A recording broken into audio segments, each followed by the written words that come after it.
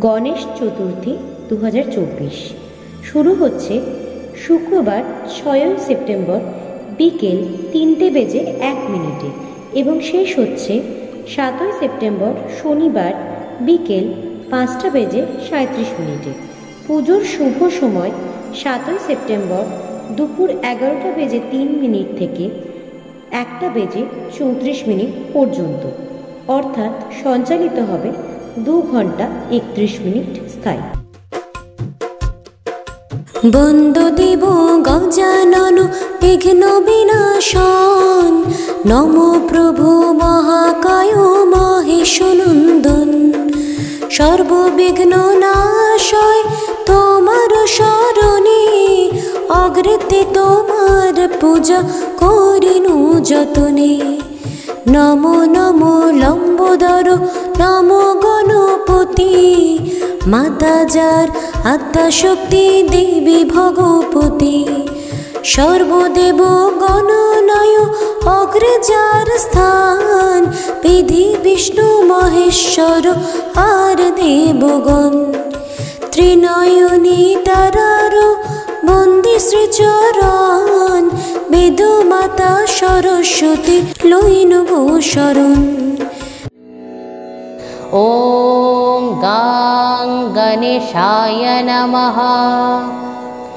ॐ खर्वं स्थूलतनुं गजेन्द्रवदनं लम्बोदरं सुन्दरं प्रसन्दन्मदगन्धलुब्धमधुपव्यालल गण्डस्थलं दन्तघाता वितारितारिरुधीरै सिन्दूरशोभाकरं। वन्दे शैलसुतगणपतिं सिद्धिप्रदं कामदं। ॐ ध्याये नित्यं गणपतिं विद्युदनं गजाननं। श्वेताम्बरं सीताब्जस्थं स्वर्णमुकुटशोभितं। श्वेतमूषिकपिष्ठनस्त वामचरणं सिद्धिदं।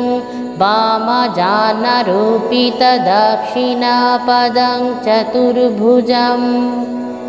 एकदन्तं महाकायं लम्बोदर गजाननं। विघ्नविनाशकं देवं हेरम्बं प्रणमाम्यहम्। ॐ सर्वविघ्नविनाशाय सर्वकल्याणहेतवे पार्वतीप्रियपुत्राय गणेशाय नमो नमः।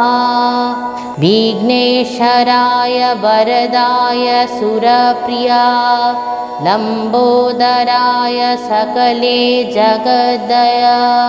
नागननाथ श्रुतयज्ञविभूषितय गौरीसुरगणनाथ